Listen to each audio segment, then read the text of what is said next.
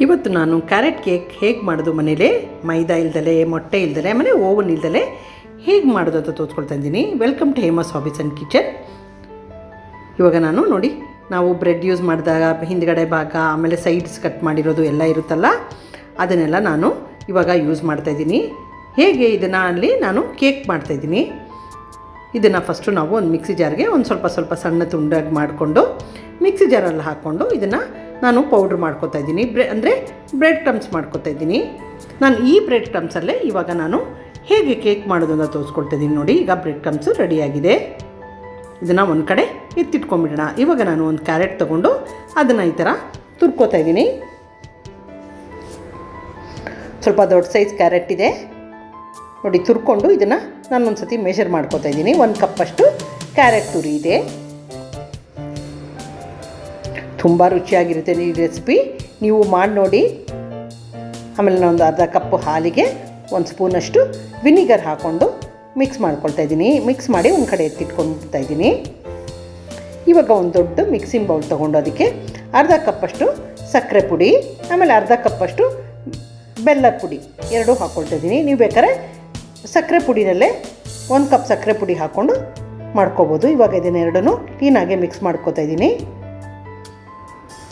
ಇವಾಗ ನಾವು ಹಾಲಲ್ಲಿ ವಿನಿಗರ್ ಹಾಕಿಟ್ಟಿದ್ದೀವಲ್ಲ, ಅದನ್ನು ಇದಕ್ಕೆ ಹಾಕ್ಕೊಂಡು ಒಂದ್ಸಿ ಕ್ಲೀನಾಗಿ ಮಿಕ್ಸ್ ಮಾಡ್ಕೋಬೇಕಾಗುತ್ತೆ. ಅದಾದಮೇಲೆ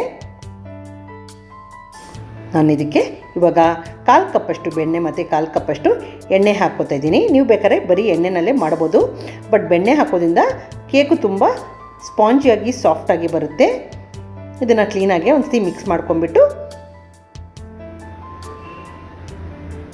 ಇವಾಗ ನಾನು ಇದಕ್ಕೆ ತುರಿದಿರೋ ಕ್ಯಾರೆಟ್ ಇದೆಯಲ್ಲ, ಅದನ್ನು ಹಾಕ್ಕೊಳ್ತಾ ಇದ್ದೀನಿ. ಅದನ್ನು ಒಂದ್ಸತಿ ಮಿಕ್ಸ್ ಮಾಡ್ಕೊಂಬಿಡೋಣ.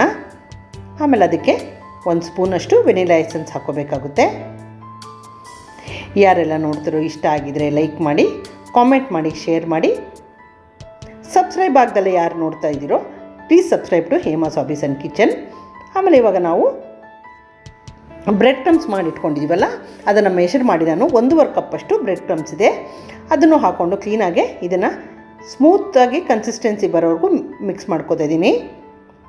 ನೋಡ್ತಾ ಇದ್ದೀರಲ್ಲ. ಆಮೇಲೆ ನಾನು ಇದು ಸ್ವಲ್ಪ ತೆಳುವಾಗಿತ್ತು ಮಿಕ್ಸ್ಚರ್, ಆದ್ದರಿಂದ 1/4 ಕಪ್ಪಷ್ಟು ಮೈದಾ ಹಾಕ್ಕೊಳ್ತಾ ಇದ್ದೀನಿ. ಕನ್ಸಿಸ್ಟೆನ್ಸಿ ಕರೆಕ್ಟಾಗಿ ಬಂದುಬಿಟ್ರೆ ನೀವು ಮೈದಾ ಹಾಕ್ಕೊಳ್ಳೋದು ಬೇಡ, ಬಟ್ ಕೆಲವು ಸತಿ ಆಗುತ್ತಲ್ಲ, ಒಂದೊಂದು ಸತಿ ಟೆಂಪ್ರೇಚರು ಆಮೇಲೆ ಬೇಸಿಗೆ ಅಲ್ವಾ, ಅದರಿಂದ ಕೆಲವು ಸತಿ ಈ ಥರನೂ ಆಗ್ಬೋದು.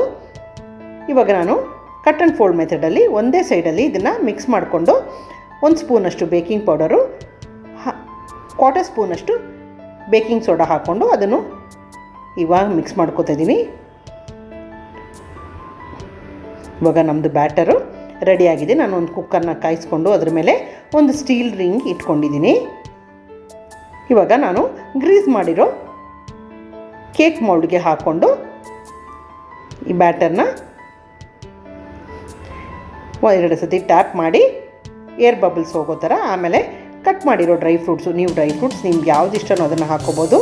ಆಮೇಲೆ ದ್ರಾಕ್ಷಿ, ಆಮೇಲೆ ತೆಂಡಿಗೆ ನಾನು ಕ್ಯಾರೆಟ್ನ ಸ್ಲೈಸ್ ಮಾಡಿ ಇಟ್ಕೊಂಡಿದ್ದೀನಿ. ಅದನ್ನು ಇದ್ರ ಮೇಲೆ ಡೆಕೋರೇಷನ್ಗೆ ಹಾಕ್ತಿದ್ದೀನಿ. ತುಂಬ ಚೆನ್ನಾಗಿ ಕಾಣಿಸುತ್ತೆ.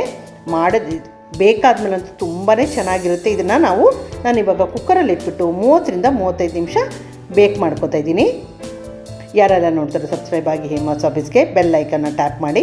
ಇವಾಗ ಒಂದು 35 ನಿಮಿಷ ಆಗಿದೆ. ನೀವು ಬೇಕಾದ್ರೆ 30 ನಿಮಿಷ ಆದಮೇಲೆ ಒಂದ್ಸಿ ಚೆಕ್ ಮಾಡ್ಕೊಳ್ಳಿ. ಮೇಲ್ಗಡೆ ಸ್ವಲ್ಪ ಅಂಟಂಟಿರಬಾರ್ದು, ಕ್ಲೀನಾಗಿ ಫರ್ಮಾಗಿರಬೇಕು. ಅಥವಾ ಟೂತ್ ಪಿಕ್ ಸಹಾಯದಿಂದ ನೀವು ಚೆಕ್ ಮಾಡ್ಕೊಳ್ಳಿ. ಇವಾಗ ನೋಡಿ, ಇದು ರೆಡಿಯಾಗಿದೆ. ತುಂಬ ರುಚಿಯಾಗಿರೋ ಕ್ಯಾರೆಟ್ ಕೇಕು ಇವಾಗ ನಾನು ನೋಡಿ ಕಟ್ ಮಾಡಿ ತೋರಿಸ್ತಿದ್ದೀನಿ ಎಷ್ಟು ಸಾಫ್ಟಾಗಿತ್ತು ಅಂತ. ನೀವು ಈ ರೆಸಿಪಿ ಟ್ರೈ ಮಾಡಿ ನೋಡಿ.